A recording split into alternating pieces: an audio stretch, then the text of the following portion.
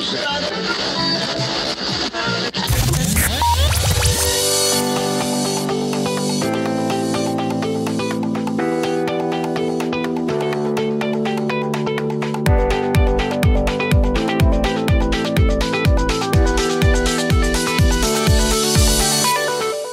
is the Persons of Interest podcast, diving into careers, personal stories, life lessons, and more, featuring interviews with interesting people doing interesting things.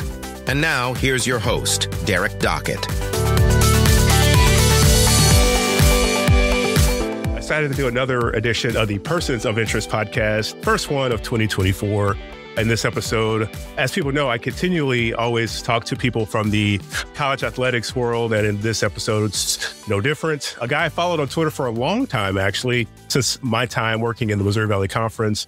He's made the transition from athletic communications and the SID world to now sitting in the AD chair, the Director of Athletics chair at William Woods University. Steve Wilson is my guest. Steve, how are you doing today? I'm doing good, man. We talked off air. It's been a long time, but it's been it's been a good decade here since we started following each other and having some fun over in St. Louis. Absolutely. Yeah, no, it's like when I got into that world working in college athletics, I didn't go to college to work in sports marketing or anything like that. I sort of fell into my job at the Valley at that time. And it was a great 8-year run. Learned so much, and especially as a college basketball fan, and I tell people this all the time, you know, you never know how the juice is made. You never know what goes on behind the scenes. And man, it was eye-opening. But for you, as someone who's spent his career, let's start with the sports communications role, the SID role that you started out with.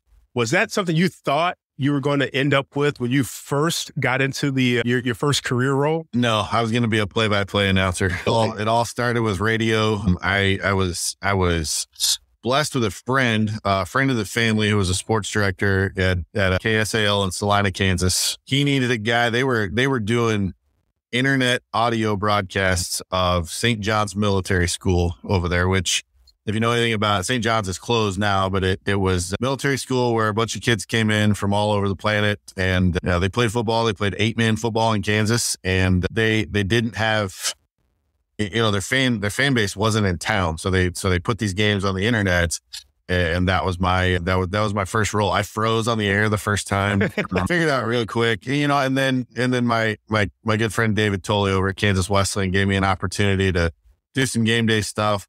And then the first paid SID gig that I had was at Texas State University, and I totally lucked into that one.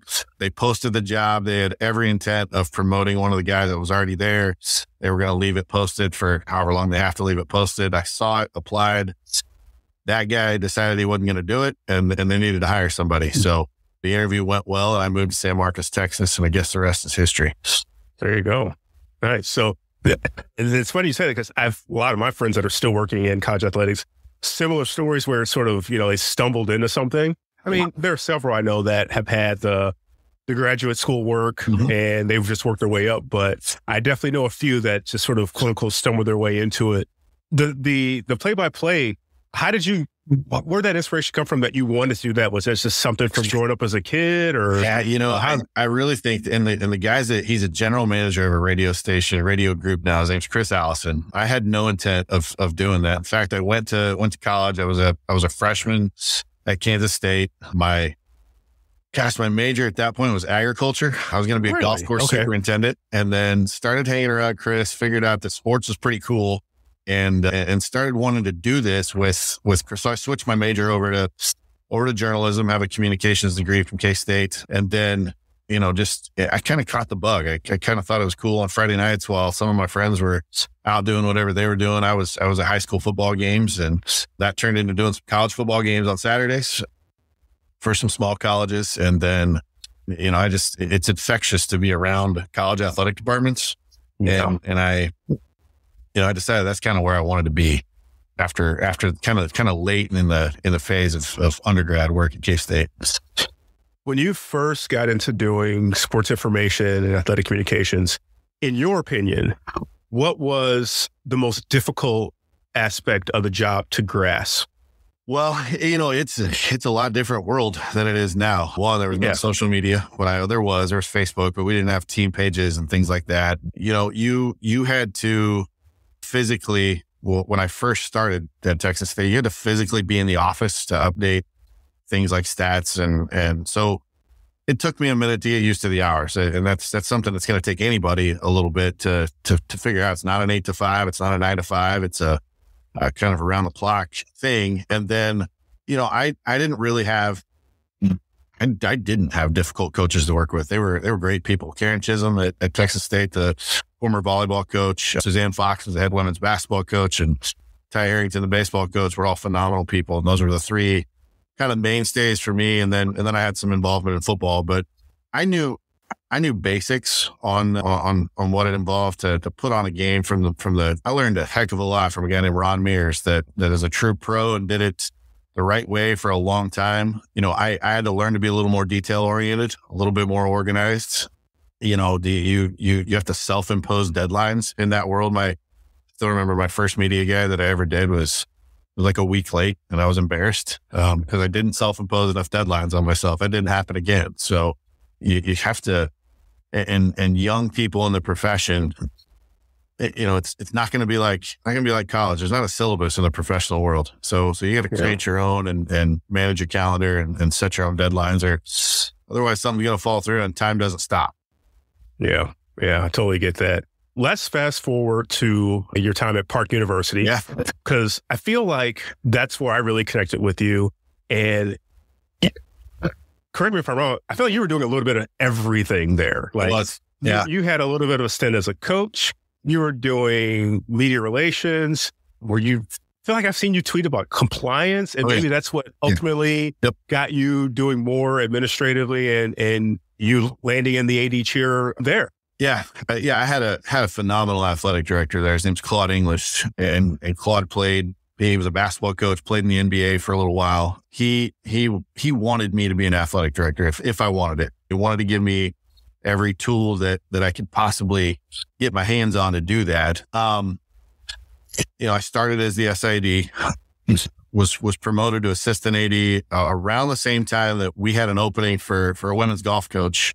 And historically, that position had been part-time at Park. And Coach English felt like he needed somebody full-time that could, not that the program was unstable, but we just needed to stabilize a little bit. We needed somebody that was in-house, that was there every day to manage that relationship with the National Golf Club of Kansas City. That is a phenomenal facility. They're blessed over there with that golf course. I had played a little bit, just enough to be dangerous, just enough to maybe have a single digit handicap, and but knew the kids and the kids knew me. And so started coaching women's golf, did that for what I thought was going to be, I was the interim coach for a year, and then the interim coach for a second year. And then we took the interim tag off, and I lasted 2 more years.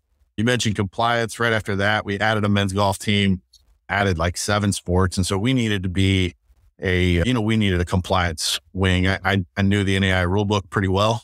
And at that point, that's when coach decided we needed a compliance officer. I was moved to associate AD for compliance and communications. All the while stayed the SID, the main contact for the department. And then a year later, Park decided to open a campus in Arizona, and that's when I became an AD. So I did a little bit of everything at Park University. I've got a degree from there, still a really proud alum, a lot of great friends there. It's, Parkville, Missouri is always going to hold a special place in my heart. That's awesome. Any feel of intimidation? That's a lot of things going on at once. I get the gist of it. And I'm thinking back just in my time of having to just do website, social media, graphic design, some marketing, help with some video streaming, and being a one-person shop at a D1 level, but even at the NAI level or the D2 level or D3, whatever anyone's at, doing that many things seems a little bit intimidating on paper. Yeah, they always committed to me though. I had a full-time person in the office as an assistant SID, and had some really great ones that have gone on to do some pretty big things. I see Scott Slarks posting about the University of Minnesota all the time. And that guy was, had some good ones. That guy was one of the best to do, what we did over in Parkville. I always knew that coach had my back too. Coach English, if I slipped, it wasn't you weren't you weren't scared to make a mistake there. He was a coach. He was going to coach you up. And sometimes coaching you up means that you need your backside shoot. And that happened a little bit. But you always knew that, one, you never questioned whether he loved you. And he did. So I always knew that I could do what I needed to do. And I wasn't going to get, there wasn't going to be people throwing stuff at me every day. It was a guy that had my back and wanted me to do well. And I kind of like a challenge. So I kind of enjoyed taking all that on. All right. So that leads me to, that answers a lot of questions. You liking the challenge. Cause I know some people that will get bored real easy, and the change up, so to speak, will re-energize them.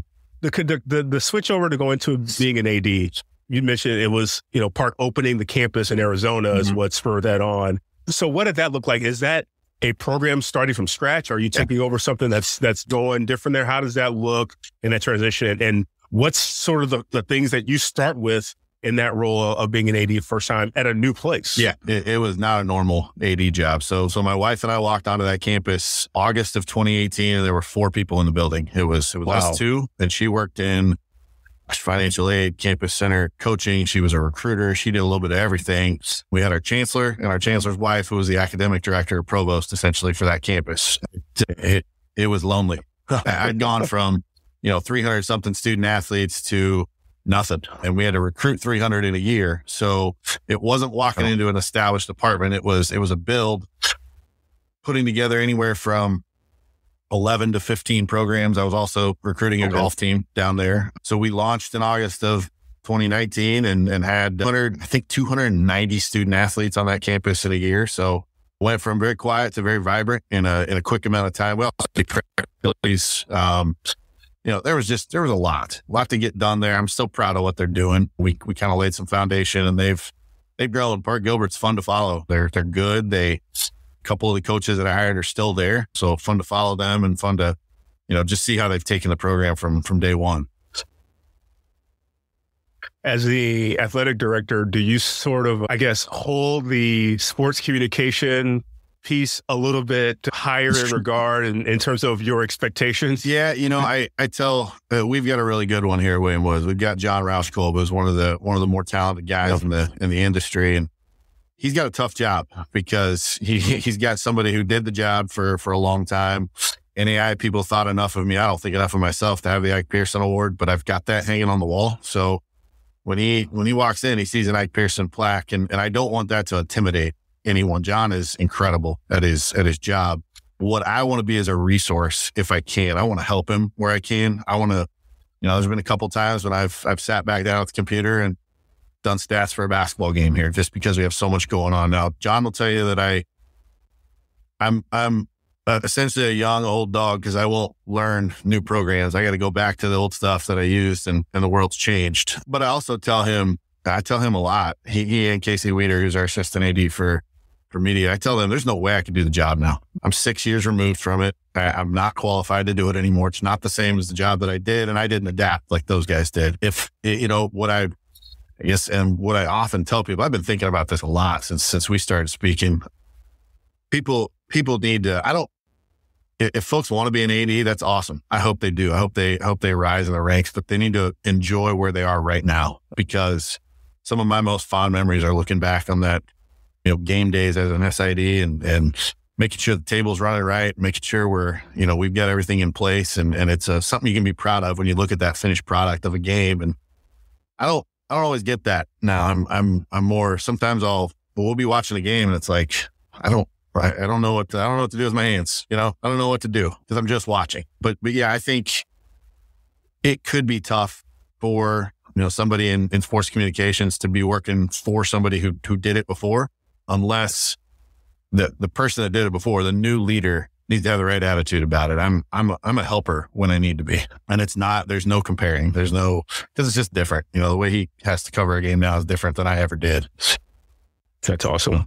I feel like relationships play a big role, especially for you having the transitions that you've had, going from Park, Gilbert, Kansas Wesleyan, correct? Yep. What was that like? I feel like you're a Midwestern guy, so yeah. Probably that was a little bit more comfortable to get back to to the Midwest and Kansas. Yeah, it's kind of funny. We bought a house in Arizona in July of 2019, and we weren't going to leave. We were hunkered down. We loved it. Loved our house. Salina, Kansas is my hometown. My dad attended Kansas Wesleyan. My uncle's on a Hall of Fame baseball team from Kansas Wesleyan. So every day that I walked into the office there, I walked by a plaque that's got my uncle on it. Kansas Wesleyan was a good experience. There were a lot of good things about that. It was a very successful. Facilities were good. Coaching staff is really good. It wasn't necessarily looking to go, but when the opportunity came up here at the Woods, just some of the things that were going on and some of the opportunities, it was my wheelhouse, and I probably still have some family and friends back in Salina. They're like, "What are you doing, man? You're in your hometown in a dream job." And I'm not a hometown dream job kind of guy. Like I want to raise my family in a community that we all are fulfilled in. And part of that is me being fulfilled. And that's happening right now. And that's exactly what I was going to try and get to. Yeah. Tell me about William Woods. That you seem comfortable, and like just in our time talking here. And I see you still share stuff on Twitter about what you're doing, but it seems a whole lot more personable. Like it seems like you are sharing not just even athletic stuff, university stuff. Yeah. I know you've been a part of some things that have been going on that have been big time for that school. I guess this seems like small in the grand scheme of things, but things like a new floor in the gym, a new basketball floor that you get a sense of being proud about. What's been that experience there at William Woods so far? Yeah, I mean, we came into a place that needed some attention, and that's no fault of anybody that was here previously. It works out that it's time. And the new floor was something that we did at Kansas Wesleyan. I learned a couple things from that. And the new floor is something that I didn't realize even how proud our student athletes would be to walk on and play on that floor, to the point that, John was walking the floor yesterday and sent me a couple pictures of some salt from the sidewalks that had found its way onto the floor. And it's like, no, we're going to take care of this thing, folks. We're going to try to do this the right way. A strong brand, something that you can be proud of playing on. It's important. It's a big deal. We're not done inside of that facility. It needs a little more attention. The big lift has been, we're starting a football program, and it starts in August. We got a great coaching staff. Half the coaching staff is here. We are announcing this week, not quite ready to say with whom, but announcing who's going to put down that turf field and help us build the facility. It's, the turf's going to be cool because we've had a soccer team that's played out there for decades. We don't want anyone thinking that we took that soccer field away. So it's going to be very intentional that this is a soccer field and it's got a football field on it. And both groups are going to feel a lot of ownership over that and a lot of pride in that thing. So, a lot of facility work, a lot of recruiting work. But yeah, and we're in hyper growth mode here at William Woods. We're growing. Football is a big part of that, but it's not the only part of that. It's it's an across camp kind of hand in hand kind of venture. What's the landscape look like at the NAIA level? Obviously, Division I gets a lot of attention with conference realignment and everything's going on. Yeah. But you mentioned William Woods having its own, set of growth there, and you guys doing some transformational things. What is the landscape there? You're a guy that knows that level almost in and out as far as I'm concerned, but things come and go. And I've seen some, notes about schools that are, reducing programs or adding programs. You've got a lot of positive things happen there. And tell us about that division as a whole, about what the expectation levels are and what's been going on. Yeah, I think it'd be a lie to say it's not a challenging, scary time in higher ed for small private institutions. The ones that are doing well, the ones that are in growth mode, are paying attention to all the indicators of what is, what's the right program to add and when. And we are in addition mode. There's no doubt. There's an incredible tool that the NAIA puts out. It's called the Return on Athletics. And you might know a guy named Alan Grossbach that works at the NAIA. So Alan still works there. He's not on the communication side. He's on the ROA side of the house. But what ROA is going to tell you is, okay, here's your roster sweet spot for retention. Here's your, this program in this zone of the country, and, for schools that have the same enrollment of you as you do, it's not going to work there. It might work elsewhere. So every addition we make is informed by the ROA. All of our roster sizes are set kind of within zones that, The ROA tells you, and it's not perfect. Institutions are different, but the ROA is going to tell you that, a baseball roster of something, somewhere 50 to 60 is probably going to retain a little bit better than one that's 80 to 90. Basketball roster the same. If you don't cap where you're at, you want to give opportunity, but you want to be smart about your roster sizes. And, the reality is that you either grow or you don't. And if you don't, then it's usually not good news for an institution. We're in a spot where we're able to grow. We have some facility things that we have to address, but I work with a guy named Andy Otto that is our VP for enrollment. Andy has some of the most detailed, informative business plan pro forma setups for athletic programs that, we plug numbers into that thing and we go and we follow it, and every single one of them works. I'm fortunate to work around a lot of really good people that really get it and know that growth is important, but growth is important in the right way. That makes sense. We were talking before we started recording. This is actually you're at 1 year of being at William Woods. Yeah. You look back from January 2023 to 2024. You talked about the football team, the football program starting up. You got the upgrades in the facility with the new floor going down. A lot happening really fast, it seems. I guess specifically, if you take those two out of the mix, some other things that you've been really proud of that have been happening there under your watch at William Woods over the last year. Yeah, one of the things that I'm most proud of is that I walked into a situation where they were already strong academically. And that's not to say anybody else wasn't, but we had some work to do at the previous institutions. One, because we were starting ground floor with setting standards and setting expectations. The other, we had to kind of redo some of our ground floor standards for academic performance. In this case, we were able to take things that I've done at other places, which it's not a secret to be academically successful. You go to class, you turn in your work, and you strive for a 3.0, and you're going to be successful. A lot of people look at me and they say 3.0 is not good enough. And I say, great, go get your 4.0. For some people, 3.0 is an absolute victory. I'll tell you that it was for me early on in college. Later semesters, I needed to be striving for that 4.0. But our ground floor is a 3.0 for every team. We're not there right now. We're close, but this was an academically strong athletic department when I came into it, and it's stayed. So I'm proud of that. We've increased our fundraising. We've increased the dollars, the revenue that's come in for the department. It's not huge. There's no arena being built right now because of a gigantic donation, but the steady people that just because people care kind of donations, those are increasing and moving. So that means you're doing a lot right in your athletic department. We're not perfect. We've got a lot of room to grow. We got a lot of room to improve. If I surveyed our student athletes, and we do it pretty regularly, if I surveyed them right now, they'd give me some problems and they'd have some things that we need to fix, but that's because they care as much as we do. Yep. And that's pretty cool to be around. The place where you worry is if you only get 3 or 4 student athletes that'll fill out a survey. If you survey your students and you get a bunch of them that come back, you got a whole bunch of people that care, and that's something you can work with, and that's people you can walk hand in hand with. That we'll be shoulder to shoulder, and we'll make things better.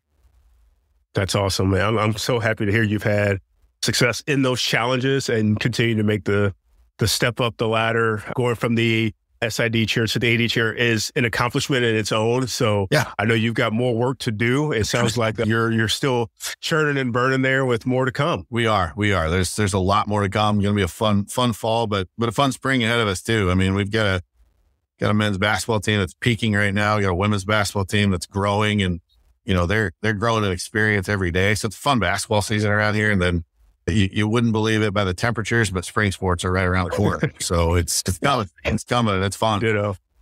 Yep. No, absolutely. You hit the nail right on the head, sir. Let the folks know how they can connect with you if they like, social media, email, all those types of things. Yeah. Gosh, I better remember what my moniker. I can tell you what your Twitter is at least. Yeah. Instagram's swilson851. I think Twitter is swilson80, I believe. Yep. I don't think there's any underscores in there. Yeah. www.owls.com has all that. It's got my email address, got phone numbers, kind of shows what we're up to. Yeah. And I'd love to connect, love to talk with folks, love to connect on LinkedIn or on Twitter. I still call it Twitter. I'm always going to call it Twitter. I'm all over though. I have some fun on social media. That's my playground where I get to get loose a little bit, follow the Chiefs, and I'd be. Hopefully there's no Bills fans that are watching us just yet, but we don't know the outcome of that game yet. So it's going to be a fun weekend.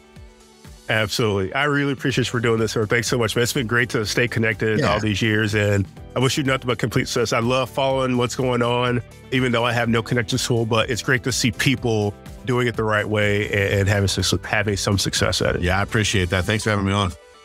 Thanks for listening to this episode of Persons of Interest. This podcast is a personal project with the goal of sharing stories that might inspire others to create their own path. If you enjoyed this episode, please leave a rating and review on your favorite podcast platform. If you have a guest suggestion, you can reach Derek on social media at @DDocket. Thank you for listening to Persons of Interest.